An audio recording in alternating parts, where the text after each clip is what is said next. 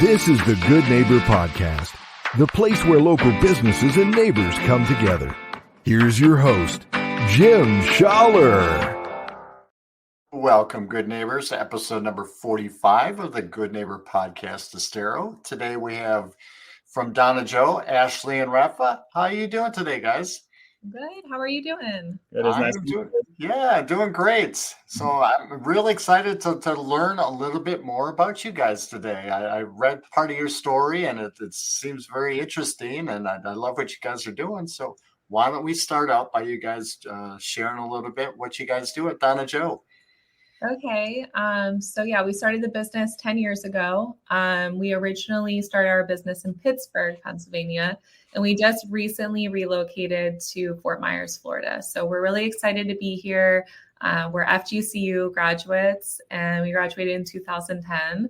So our goal was to always come back here and, be in beautiful, sunny Southwest Florida. We sell activewear and mostly for women. We do have a small men's line.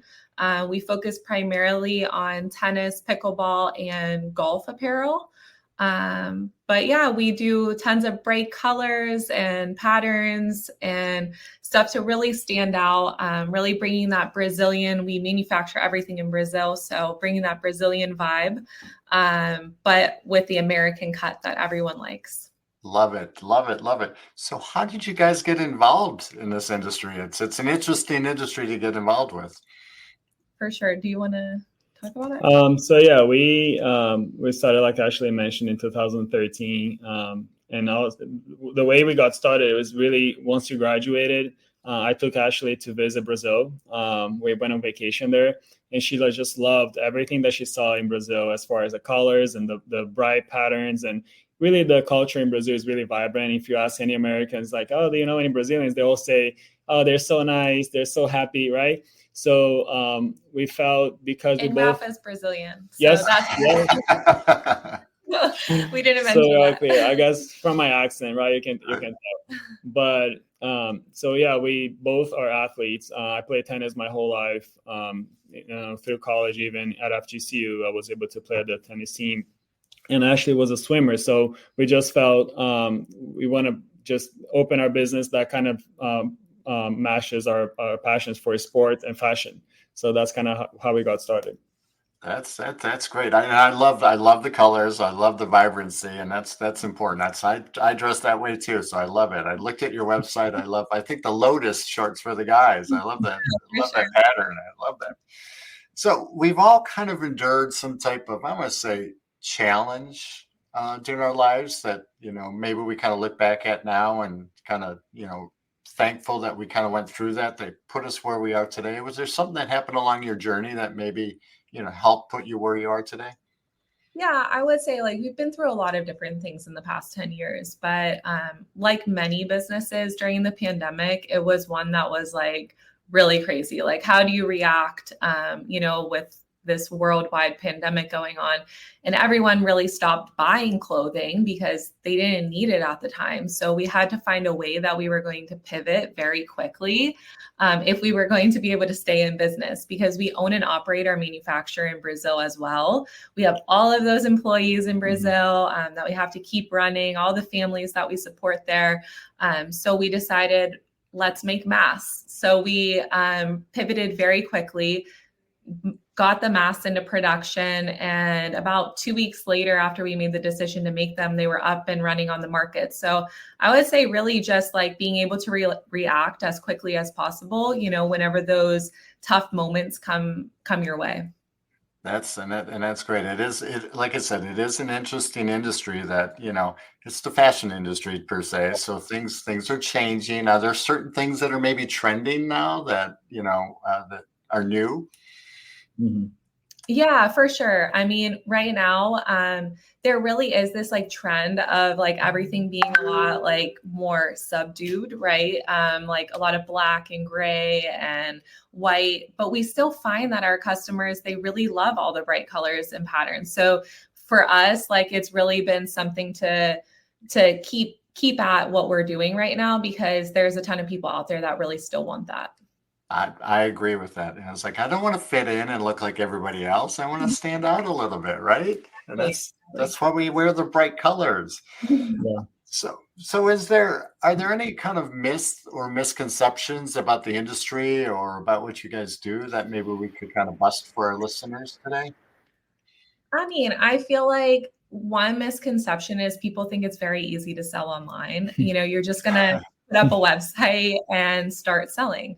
But it's a lot more difficult than that, right? You got to find your perfect target audience and the right demographic that is going to wear your products. And you have to create all the right content that's going to get people to click on those ads that they're going to come your way. So, it's really not that easy. It takes a lot of work. And it's not inexpensive either. It's very expensive to run ads on social media, on Facebook, on Google, on all these different platforms, right? So it's not so inexpensive, maybe less expensive than having a physical store, but it still does take some money to do it.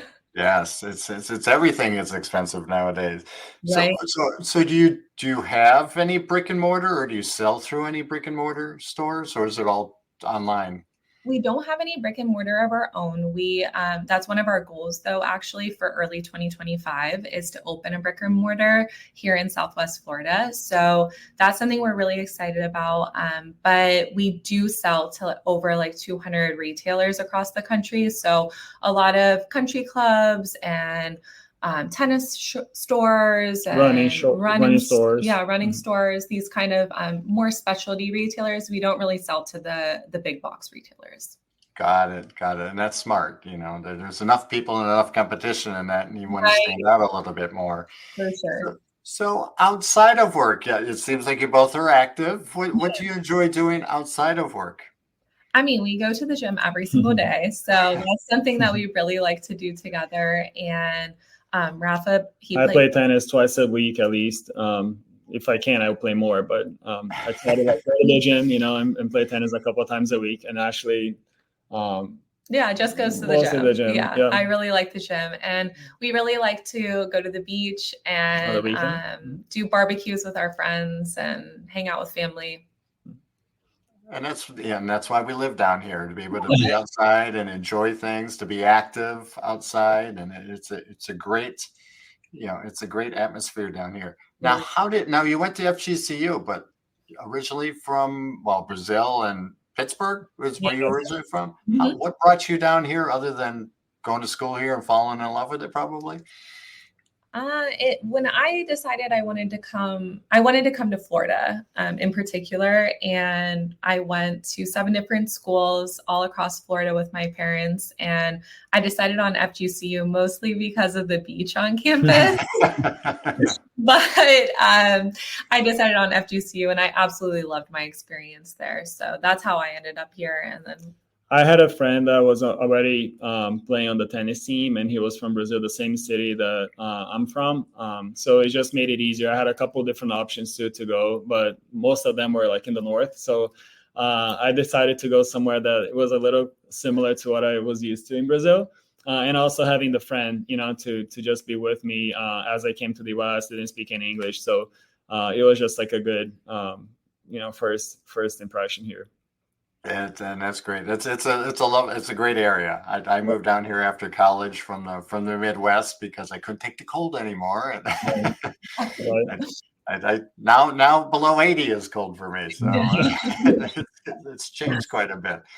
So is there one other thing or something else that our listeners should know about Dona Jo?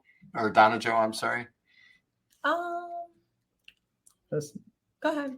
Well, one thing that we're really proud of, that we see that it's a differentiator when we compare ourselves to some of the bigger brands, it is the fact that we control the whole logistics and the production of our products. So Ashley and I are still very involved with finding the right fabrics, making sure there are zero toxins to the skin, and they're good fabrics with high quality.